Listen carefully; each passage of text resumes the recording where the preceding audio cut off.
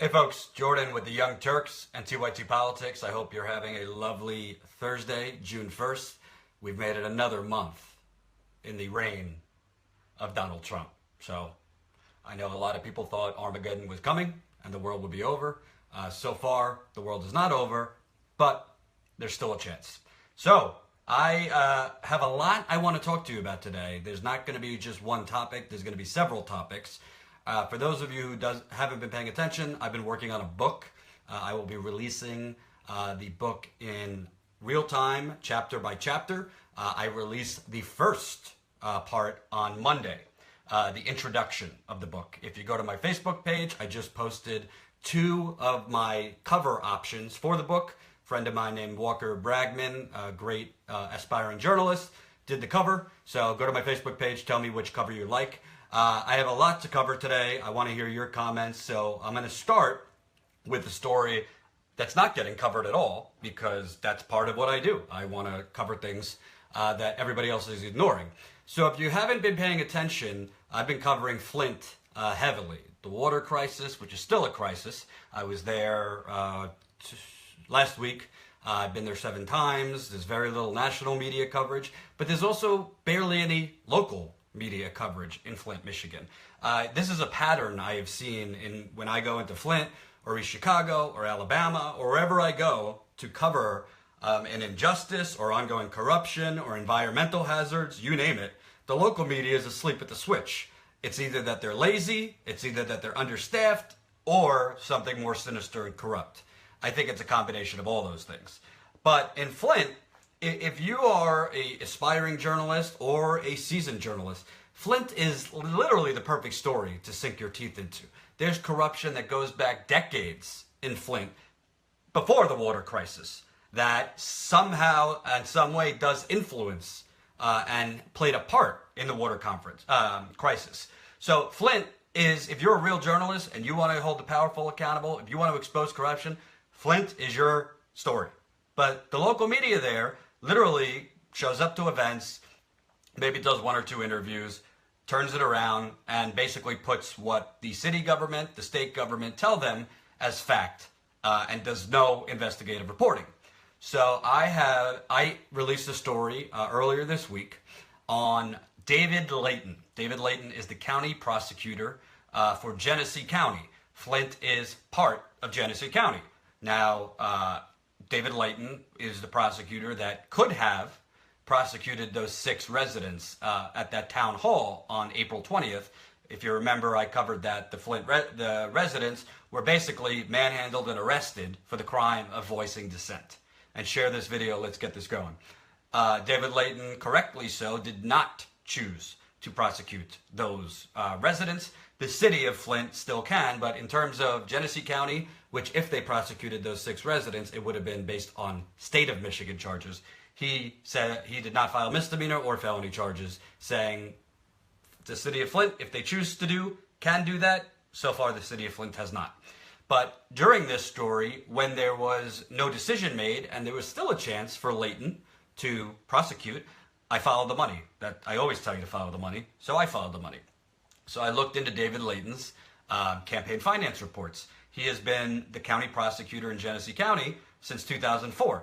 The reason I was looking into his campaign finance documents is 2 things. Number 1, in January of 2016, he was given the green light to start his own investigation into the Flint water crisis. There was an investigation going on the state level. Attorney General Bill Schuette, who I hear is not so clean himself, to be continued on that. State Attorney General Bill Schuette has launched an investigation. He has charged several people, including 2 of the emergency managers that were instrumental in making the decision to switch the water source in Flint. However, David Layton was given the green light to do his own investigation.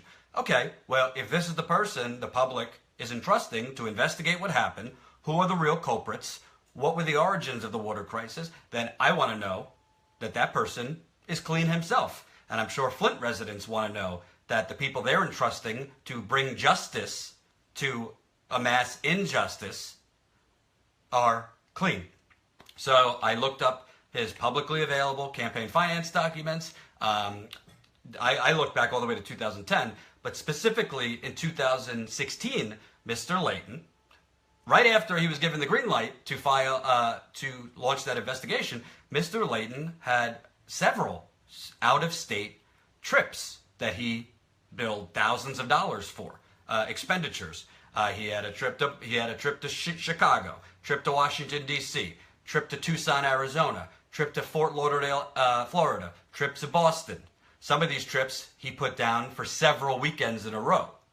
These trips were for $1,000, $2,000, $4,000, $5,000. Decent money. He billed it as NDAA Travel. NDAA Travel. NDAA is the National District Attorneys Association. So I reached out to him. I said, hey, what are these trips you filed for out of state? He responded to me that he is a board member on the NDAA, and as such, he represents the 83 counties in Michigan at committee meetings and all that. I said, great. So that's what the travel must have been for.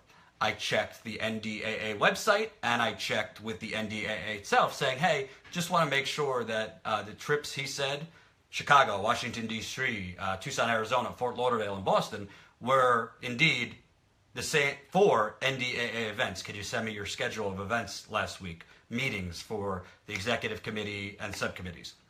Well, 3 of those out-of-state trips were not NDAA events. Their website shows, and their executive director told me. And again, the story shows what looks like corruption. I mean, if a county prosecutor who's in charge of the Flint water investigation files for all these out-of-state trips, thousands of dollars, also pays himself back, and then the place that he is saying he went to for business, to fill out his office as a board member of the NDAA, says, oh no, we didn't have meetings in Chicago. We didn't have meetings in Fort Lauderdale. We didn't have meetings in Washington, D.C. Why? Either the prosecutor has an explanation for that, or he doesn't. Why is this important? Well, number one, he is in charge. He is one of the leading prosecutors in charge of the Flint water investigation. So the people in Flint, the people that care about what happened in Flint, want to know that this person who's investigating, who, by the way, in a year and a half in his investigation, has not charged anybody. He hasn't charged a soul as part of his Flint water investigation. The second thing is, as the county prosecutor in Genesee County, all contracts for the Karagandhi Water Authority, if you have followed my reporting, that's the privatized water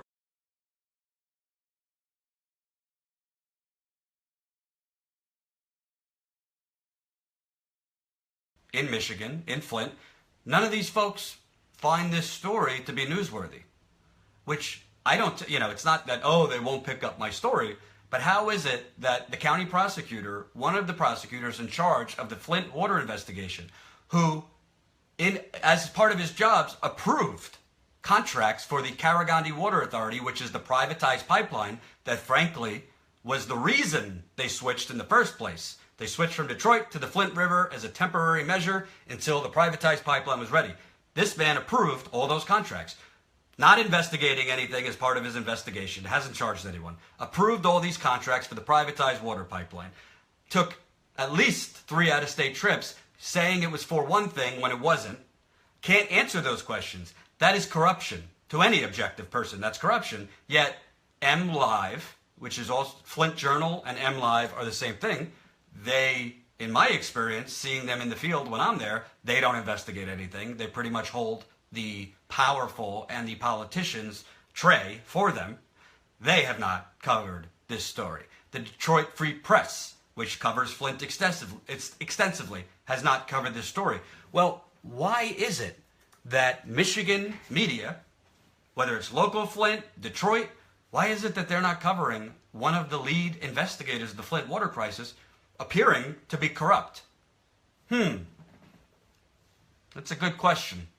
Because to me, whether I wrote it or somebody else wrote it, when a county prosecutor basically forges or doctors his campaign finance documents, lies about out-of-state trips to the tune of thousands of dollars, paid himself back money for those made-up trips, won't answer me on that, won't answer after it's published, he's either has a really damn good explanation and he's bad at answering emails, or he is hiding.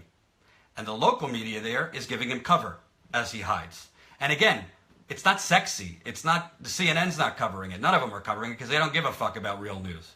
But if you care about the water crisis, if you want the people held responsible to be held responsible, if you want criminal charges against people who acted wrong, if you want public officials that we pay their taxpayer, that we pay their salaries, if you want them to do the right thing, the way to get them to do the right thing is to show that there's consequences when you do the wrong thing. And that's what the media's role is supposed to be. So I don't understand. Again, sometimes I would do an interview on the campaign trail. I'd interview a Trump supporter or a Bernie supporter. I think it would be a great interview. I send it around to different outlets, hoping that they'll pick up the video. Sometimes they did, sometimes they don't. Sometimes you get lucky and your story gets traction and it gets out there, and sometimes you don't. You know, everybody's busy. Sometimes an editor might get my email and all hell is breaking loose in their life, or they're very busy. Maybe they don't see it. Who the hell knows? But in this case, for the residents of Flint, who know the levels of corruption there, who know that these officials like David Layton aren't exactly have clean hands, why is it, if the media cannot be trusted to cover things that need covering, if the media won't hold the powerful accountable, then who is the protectors of the citizens of Flint? It's certainly not their government officials, and apparently it's not the media there either. Because MLive, again, which is MLive and the Flint Journal, same thing, has not covered this story. I have the documents. Go to the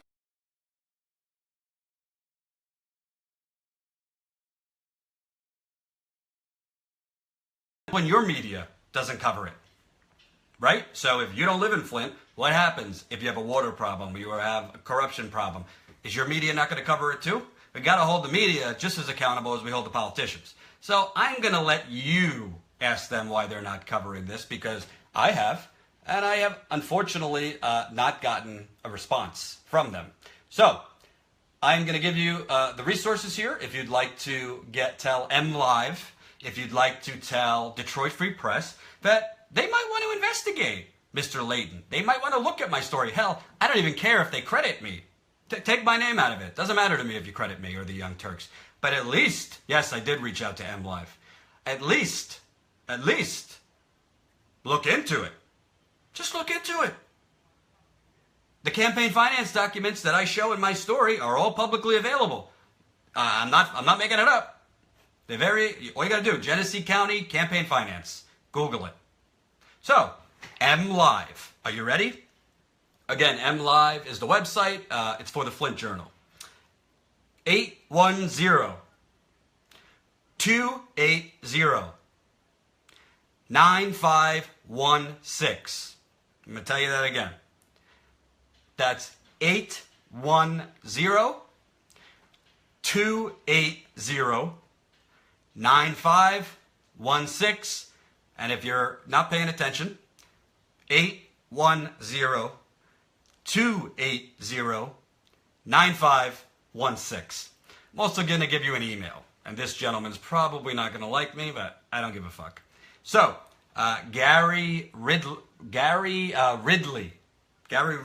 apparently is in charge of the coverage at the MLive for Flint, Michigan.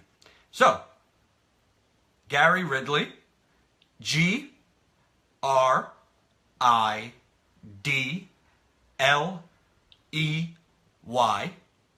that's G Ridley at MLive.com. That's G Ridley at MLive.com. And you know what? The bottom line is, a lot of journalists don't like when I give out numbers and emails. I don't care. If you can't be bothered to explain yourself, why you're not covering corruption, why you are not trying to hold the powerful accountable, then you're not going to just do that and face no consequences yourself. Because you have a responsibility as a journalist to cover the truth. Now, if these people look at my story and, unbeknownst to me, don't find it to be accurate, they could contact me. I have emailed them already. But David Layton has not disputed the story. David Layton has not showed receipts for these out-of-state troops, proving that he was there for what he said he was there, and he's not responded to me. So, MLive. G Ridley at MLive.com. Yes, that's correct. G Ridley at MLive.com. Detroit Free Press. Detroit Free Press has covered Flint in the past. I've seen nothing in Detroit Free Press on this. So, city at freepress.com. That's city at freepress.com. And the numbers, you got 313-222-6600. That's 313-222-6600. And that's city at freepress.com. I'm going to put all these numbers on my Facebook anyway after I get off this. So I wanted to lead with that because you know what? I don't care that this is my story. It's not personal to me. I don't really need an award for this. What I do need is the other media in Michigan to kind of, I don't know, it's radical, inform your citizenry of corruption. Hold the powerful and the public accountable. I don't think that's a lot to ask. I really don't. Because if we don't, then we're going to continue to live in a banana republic where public officials do whatever the hell they want, and the banks and the lobbyists and the media keep them in office. And I'm not interested in living in that society.